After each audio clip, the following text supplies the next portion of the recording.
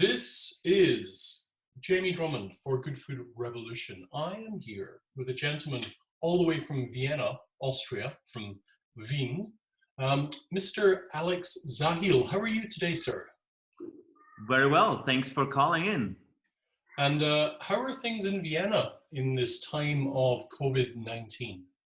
Well, I'm sure it is similar to many other countries around the world and wine regions. We, especially the winemakers of Vienna, including us, face the same problems as most other wineries, which sell mainly to restaurant and HoReCa businesses, so on premise.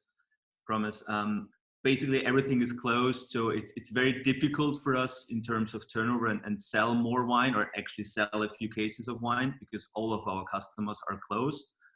Even those which do a little bit of takeout, of course, are mainly focusing on the food sector and not really on the beverage sector or alcohol as well. Have you received much support from your government with regards to all of these closures? Well, to be very honest, we are kind of a 100% family-owned business, which the strength of this kind of business is that the families works as hard and as much as possible, and therefore if there is some profit, it's because of the family holds together. And we are a healthy business, so therefore there is theoretically some support, but of course our government tried to focus more to the bigger companies at the moment, or the smaller businesses which need it at the moment more urgent than we do. So there will be some support from the government, but it still takes at least a few weeks, not even months, to figure out how much we get and what we get. For those people unfamiliar with the management of this pandemic within Austria, would you mind explaining how the lockdown procedures have transpired? Because you've been locked down for some 6 weeks now. Right. That basically meant that schools were closed, restaurants were immediately closed, all small businesses needed to close. Basically, the only shops or supermarkets which were open were mandatory supermarkets or discount businesses where you can mostly buy food or related stuff you need, toilet paper. I'm sure it was similar to you guys. That it was sold out immediately. No one knows why. And that also meant that basically all our employees which work in the office were not allowed to go to work. So we kind of sent all of them home, that they could stay home. And there is a program in Austria provided by the government, which also gives us money back for those employees which now stay home. Oh, basically, they get almost 85% of their salary, but only need to work 10% of their normal work time. Oh, wow. So that's a very good thing. But the other family members, including myself and my wife, we were basically every day out in the vineyard or in the cellar working really hard, because as it is around the world, in the Northern Hemisphere, nature doesn't stop. And therefore it's very important to keep on track, especially in the year like 2020, where we are almost 3 weeks apart and started earlier in terms of bud break than a normal year. Now, for those people unfamiliar with the wine region of Vienna, would you mind explaining a little bit about that? Because it's one of the only wine regions I've ever visited that is basically within the boundaries of the city.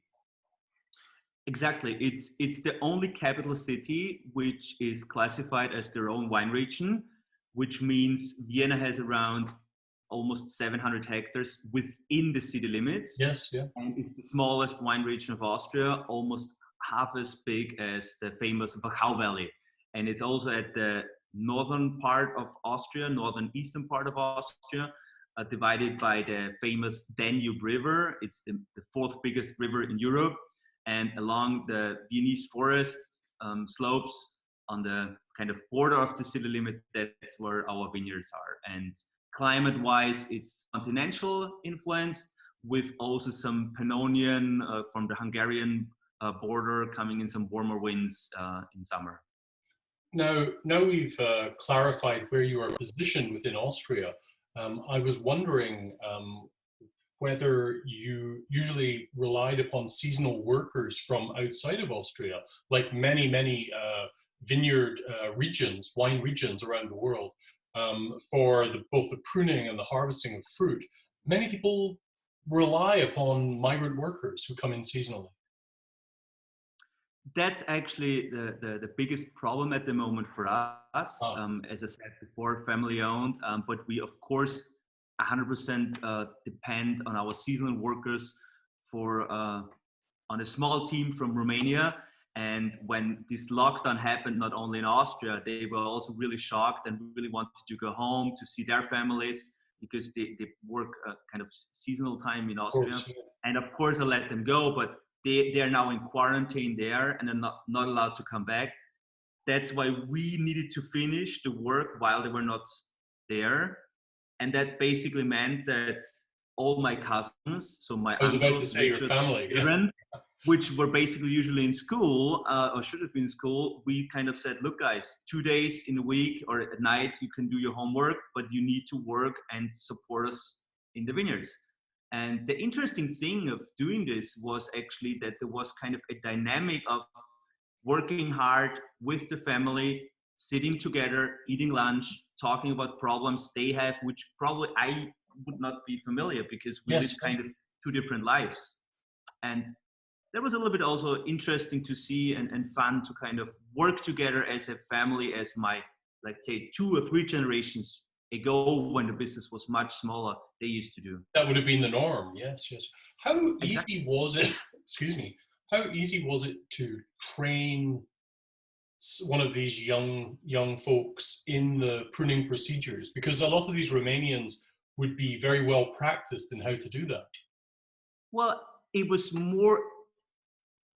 surprisingly good to see how well they responded, how good they actually did the work. It was more a question of how to motivate them and to kind of actually in the morning make sure they show up at 7 or 8 o'clock in the vineyard. And of course that sucked for them because they are not used to that. I can imagine. Work they actually did in the vineyard, they seemed quite interested and familiar and did a great job. But as it is with teenagers, including when I was the same age that time, it's difficult to get people motivated. Well, they probably think they're on a big holiday right now. Absolutely, yeah. And of course, you always try to do as little as possible in your life. Yeah, I remember being a teenager. So are you comfortable with and confident in the way that the Austrian government has managed and mitigated this current pandemic? It's a difficult question to be diplomatic because I think in Austria, we have a very good social system. We live in the heart of center of Europe. Everything is great. You could see no one would ever expect, including myself, that we can face a pandemic like this or a crisis like this. So on one hand, I need to say I live the dream in being a winemaker in Vienna and with lots of support in terms of our social system and our health system. But on the other hand, someone needs to pay for that. And I'm very happy that all my employees can have these benefits. But on the other hand, we are paying for that. So 95% of the Austrian economy is supported by family businesses in our size or a little bit bigger or smaller. And therefore, I think our government could have done more from the beginning to be more precise what we can expect. Especially those customers, I talk almost every day to restaurant owners, wine bars, sommeliers, which they have no idea how, if they're allowed to be open, how that would work. And this is frustrating. And of course, I'm just listening at that point and I'm not selling anything, but it's very frustrating how our government is leading at the moment. Right. I think that's the same for many of the people in the industry, both on the hospitality side and in the wine side, have felt all over the world, all the different winemakers I've spoken to, because most of the wineries that I deal with are supplying to the higher end, restaurants and higher end restaurants. And with them being closed indefinitely, it really makes you wonder where the future is going. Would that be a fair analysis of things?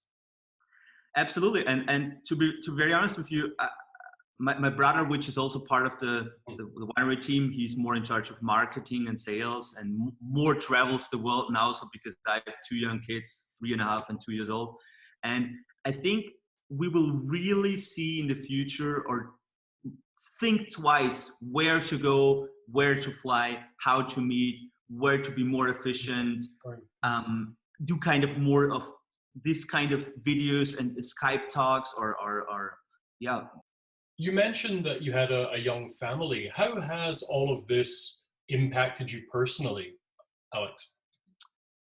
We basically decided that I go every day and try to save the business outside in the vineyard. Yeah.